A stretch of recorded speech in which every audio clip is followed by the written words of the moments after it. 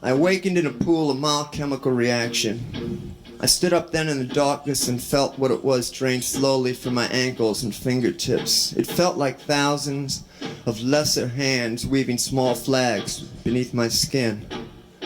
The darkness of the room hummed like a small machine. There was a thin red glow shining from the walls. I turned and noticed some strips of fluorescent light outlining a doorway.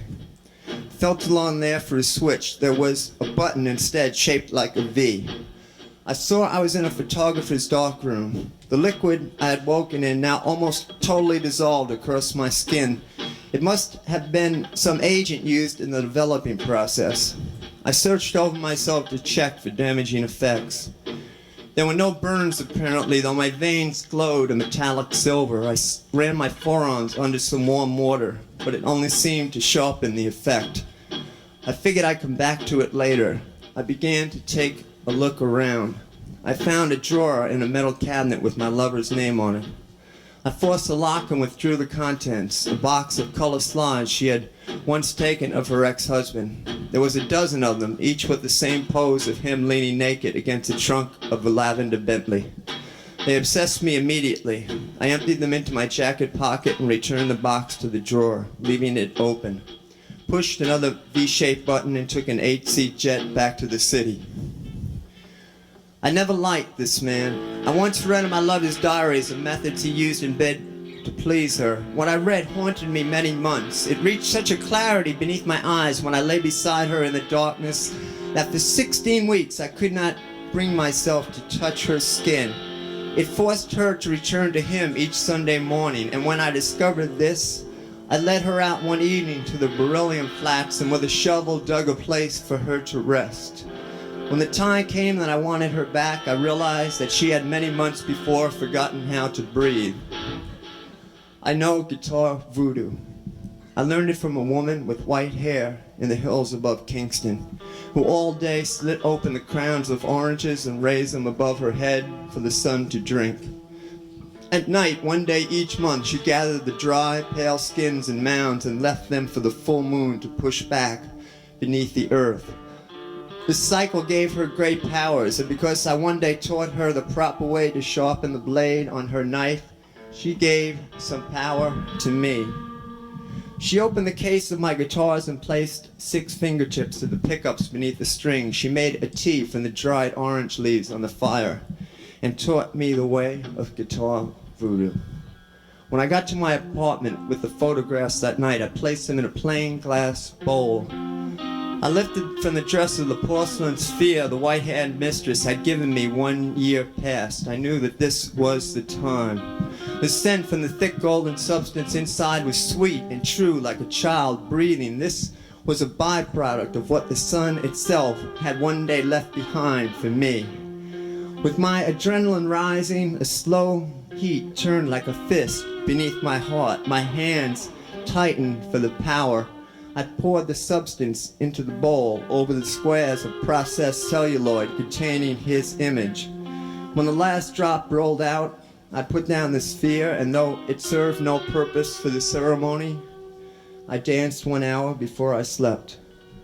By the time I woke the next morning, the magic was already complete. I went to the living room sofa. I took the slides from the bowl and laid them in 2 rows of 6 across the glass tabletop. I raised the bowl to my lips and drank what was left over. Opened the closet door and removed my guitar from its case. Turned the power on with the switch on the amp and hooked the jacks. I shut my eyes as a potion took me over. There were small globes, the color of burst capillaries, framed by an uncertain gravity before a white expanse. Then an image began to focus. I could see, clearly as the sun, the man who was my lover's husband lying in bed in his home in Northern California. He was just waking. Some shadows of morning light hung from the brass bedpost. He was sitting up now beneath a fancy quilt with his eyes fully open. I took one of the voodoo slides, turned rigid by the potion overnight, and fingering on the neck of the guitar, an A chord, ran his naked, obscene image like a guitar pick across the strings. I saw the reaction as if standing behind a mirror right in his bedroom. His body shuddered violently on the bed. He seemed to be pulled a few inches off the mattress until the sound finally quit reverberating inside the amp. The room was left with a hollow ringing within silence, like air inside a nitrous oxide dream. He gripped his convulsing and stopped it. His eyes searched the room for answers. He checked some objects on top of the bookshelves, praying with moving lips that something had been knocked over to sustain his hope that there was an earthquake taking place, that there was a natural explanation for all this. But nothing was moved. I was delirious with pleasure. I upped the volume of the amp to 8 and ran the Voodoo image across the strings windmill style like Pete Townsend. He was thrown back across the floorboards as if the force of a giant reptile's tail across his neck. I couldn't figure out if the Voodoo force worked from outside his body or within. More likely both, I imagine. He quivered on his back and implored the ceiling. On his bare chest, 6 lines of blood, thin as guitar strings, opened and pulsed. I looked down and noticed the red draining down my own fingers' crevices 3,000 miles away. The magic was transporting his blood to me. I thought a moment to stop it, but it was out of my control. I slammed into another G chord. I saw this woman run into his room and gape in astonishment. When I saw her hands clapped tight across her ears, I realized that he must have been screaming out my guitar chords from deep inside his lungs with the same volume produced by my guitar and amp, his larynx about to shatter like a crystal goblet. More chords. He slammed against the 4 walls. He was weakened. My power was growing stronger. I didn't want it any longer, but his fingers clutched his throat for the pain each uncontrolled shriek was causing. The veins along his forearms were throbbing and choking each other like killer vines. The woman bolted from the room, signing herself at the cross. I realized it was beginning to do him in.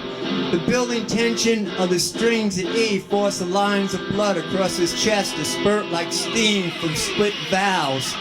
Vengeance was a wasted thing, I thought. It was bringing sounds from within him which human tissue was incapable of bearing.